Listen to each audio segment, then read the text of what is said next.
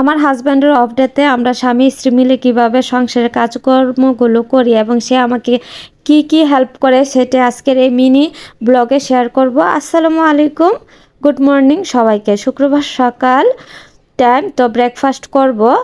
তো বাসার মধ্যে আমি পরোটা বানাই নাই, সে বাহির থেকে কিনে নিয়ে আসছে। আর আমি হচ্ছে দুধ মানে চাটা লিগার দিয়ে রাখছিলাম, সে এসে দুধটা মিক্স করে নিতেছে।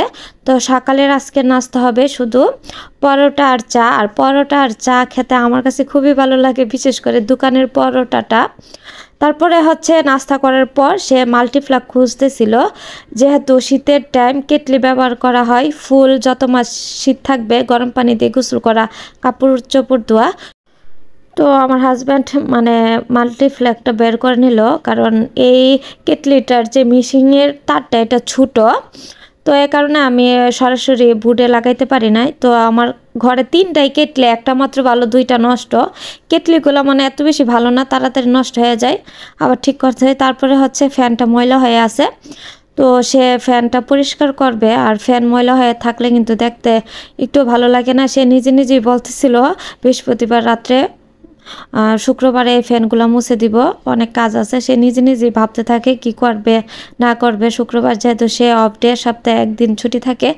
আর আলহামদুলিল্লাহ আমার হাজব্যান্ড আমাকে কাজে যতটুক পারে চেষ্টা করে হেল্প করার জন্য। কে কি বললো না বললো এসবে সে কান দেয় না। বিশেষ করে দেখবে নিজেদের মানুষগুলাই কথা শোনায়, অপরের তো দূরের কথা, নিজের মানুষই বেশি কথা শোনায়। তো সে কোনোদিনও সে গায়ে লাগায় না, কারণ সে বলে এটা হচ্ছে আমার ওয়াইফের সংসার না, আমার নিজেরও সংসার। দুইজনের যেহেতু সংসার, দুইজন মিলে করব। আর একটু কাজে সাহায্য করলে সমস্যা কোথায়, যদি আমি পারি। তো ও কারো কথা কানে দেয় না, সে সবসময় আমাকে সাহায্য করে কাজে। তো সোফার কাভারগুলো হচ্ছে ময়লা হয়ে আছে, তো এগুলো সে আজকে ধুয়ে দিবে। তো অনেক দিন হয়ে গেছে ক্লিন করা হয় না। আর আমার এই সোফার কাভারগুলো অনেক ভালো, আজকে 3 বছর হয়ে গেছে, একটাও সুতা ওঠে নাই। কাভারগুলো এত ভালো, মোটা কাপড়ের কাভারগুলো কিনলে এবং দামি কাভারগুলো কিনলে সহজে নষ্ট হয় না। কিন্তু ভিতরে যে এক কালার সাদা কাপড়টা দিয়েছিল, এটা ভালো না, সেলাই ওয়ান টাইম সেলাই, সেলাই ছুটে গেছে। তারপর হচ্ছে সে কাভারগুলো খুলে, তো ফর্মগুলো সরানোর পর দেখতেছে সোফার ভিতরে অনেক ময়লা। কারণ এত ধুলাবালি পরে এত পরিষ্কার করার পরও কি বলবো। আর বিশেষ করে চিপা চাপার মধ্যে এমন ময়লা থাকে, দেখবেন যতই পরিষ্কার করেন, নাড়াচাড়া দিবেন ফার্নিচারগুলো, কিছুদিন পর পর অনেক ময়লা বের হবে।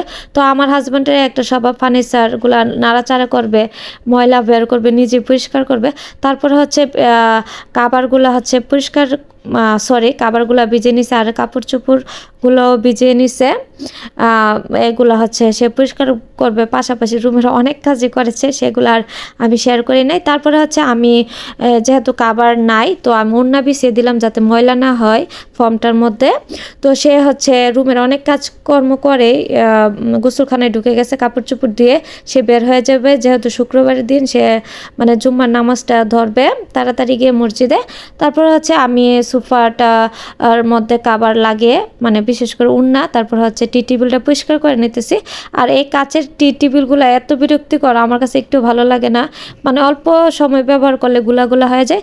তারপর আমার হাজব্যান্ড কাপড় চোপড় ধুয়ে ফেলছে, আর আমি হচ্ছে রুমটা বিছানাটা গুছে, ফার্নিচার মুছে, রুমটা মুছে, সব কিছু আমার কাজও কমপ্লিট করে ফেলেছি। তো দুইজন মিলে কাজ করাতে কিন্তু খুব সহজ এবং তাড়াতাড়ি হয়ে গেছে। তো আমিও আলহামদুলিল্লাহ তাড়াতাড়ি যেহেতু কাজ শেষ করে ফেলছি, আমি গোসল করে নামাজ পড়বো। তো আমার হাজব্যান্ডের জন্য মুসলার পাঞ্জাবি বের করে ফেলছি, সে এখন নামাজে যাবে।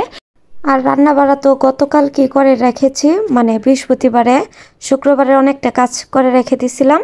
কিন্তু হঠাৎ করে আমার হাজব্যান্ড বলতেছে সে পোলাও আর রোস্ট খাবে, সে অনেক পছন্দ করে চিকেন রোস্টটা ছোট ছোট করে রান্না করলে। তো রাত বাজে তখন 11:30টার মতো, তো রান্না করে ফেলছি পোলাওটা রাইস কুকারে। আর ফ্রিজ থেকে মাংস বের করে দেখি হচ্ছে মাংস নাই, খুবই কম, 6 টুকরার মতো চিকেন ছিল। তো এই 6 টুকরা চিকেনকে ছোট ছোট করে কেটে এক পাতিলা চিকেন রোস্ট রান্না করে নিছি। তো এখন বাজে হচ্ছে 15 মিনিট কম 1টা। তো খেতে বসলো সে। তো সব ভালো থাকবেন, সুস্থ থাকবেন, আল্লাহ হাফেজ।